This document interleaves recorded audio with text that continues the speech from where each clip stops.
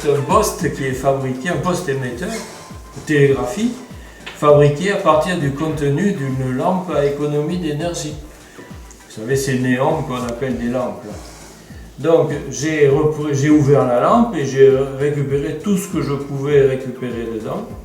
Et en particulier, il y a deux transistors, un qui est ici et l'autre sur lequel j'ai mis un radiateur parce qu'il chauffe. Hein, attention, c'est très puissant, ça fait 1,5 watts hein, à peu près.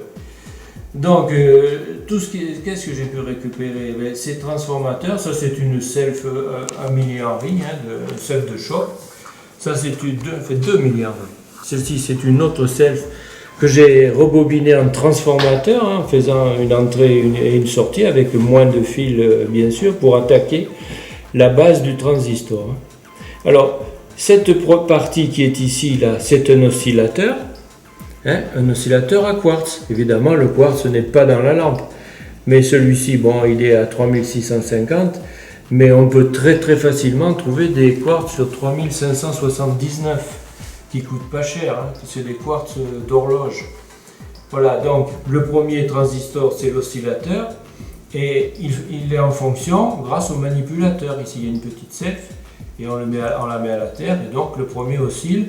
Et le deuxième transistor c'est le PA, hein, l'ampli de puissance. Alors bien sûr il fonctionne en classe C, c'est-à-dire du signal carré. Et là derrière ça ne va pas être très joli. Bon, donc, à la sortie de ce transistor, il y a toujours, je l'ai trouvé dans la lampe, un tore de ferrite ici qui permet de faire un transformateur de sortie pour abaisser l'impédance d'antenne. Hein, parce que là, c'est à haute impédance et puis derrière, ce sera à basse impédance. Et comme ici, c'est abominable, ça sort des signaux carrés avec beaucoup d'harmoniques. Alors là, je ne l'ai pas trouvé dans la lampe. Hein. Il s'agit d'un filtre de sortie très classique avec deux tores et puis deux condensateurs. Hein. Voilà.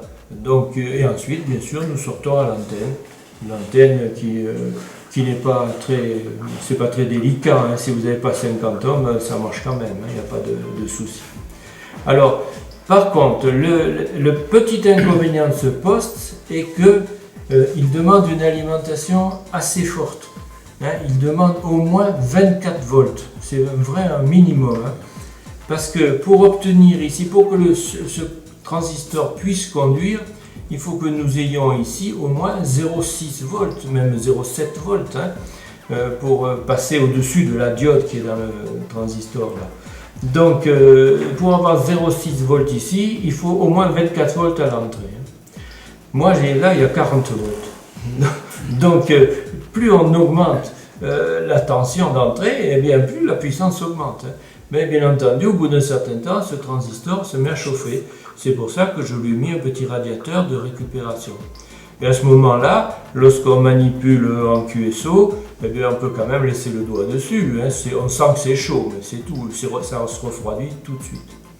Donc, l'alimentation en bas, c'est un transformateur que j'ai de récupération.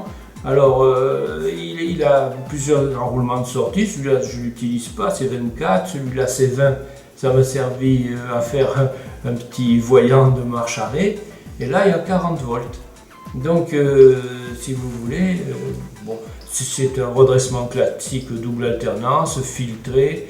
J'ai récupéré, toujours dans une lampe, hein, j'ai récupéré une selle de filtrage 2 mA. Un autre condensateur, un gros condensateur, j'arrive à plus de 60 volts ici. Alors 60 volts, ça chauffe beaucoup. Alors j'ai fait chuter la tension par cette résistance là de 5 watts, 22 ohms, qui fait que lorsque on abaisse le manipulateur, on retombe à 40 volts à peu près ici. Mais ça a un petit inconvénient, c'est que ça couine. Mais ça fait un son ancien. C'est agréable. Comme me disaient mes amis, c'est le son de la NGRC9. Voilà. Alors bien sûr, on peut monter dessus un petit manipulateur classique ou un gros d'ailleurs si on préfère. Celui-là c'est un que j'avais fait là pour le FT817, il marche très bien. Et puis j'ai dit, comme il me restait un petit morceau de planche ici, là derrière, je me suis dit je vais monter un manipulateur. Donc j'ai pris un bâton de crème glacée, hein, Agendas, s'il vous plaît. Et bon, ici, regardez, j'ai fait un joli bouton tourné à la main. Hein, c'est vraiment extraordinaire. C'est une vieille bobine. Non, c'est un bouton, c'est parti d'un manche à balai. C'est pas tourné à partir d'un manche à balai. Bon, bah, c'est un manipulateur. Ici, il y a une petite plaque de métal que l'on trouve n'importe où, dans une canette ou n'importe où. Et, bien sûr, la vis qui tient le bouton par-dessous sert de contact. Voilà.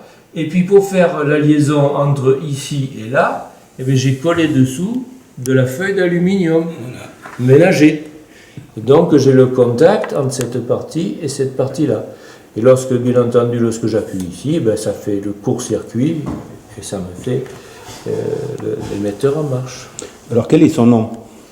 Ah, je sais plus. Si comment on pourrait bien l'appeler?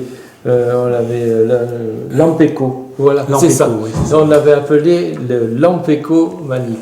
Et celui-là, c'est l'Ice Cream Key. D'accord. Et quelle est sa puissance? 1,5 watts, à peu près. Oui, 1,5 watts, c'est sur mon wattmètre, c'est ce que je vois. Et ma foi, ben, ça arrive à, bien entendu, jusque chez Claude. Et en Haute-Savoie. Et ça va jusqu'en Haute-Savoie. Et donc, Depuis Limoges. Depuis Limoges. Et lundi, ben, nous allons faire une deuxième séance d'essai. Et donc, on a des amis à Toulon. On va bien voir si ça descend la vallée du Rhône. Ça devrait. Bon, ça fonctionne, oui, sur 3560 kHz. Alors tu nous dis les heures des essais, qu'on fasse de la pub.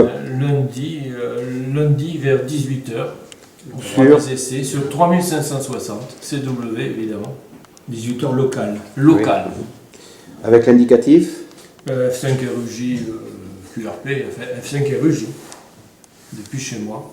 Alors l'antenne, c'est le long fil qui est accordé par l'ICOM. Hein. Parce que je reçois sur l'ICOM et j'émets avec cette chose-là. Donc c'est l'antenne long fil.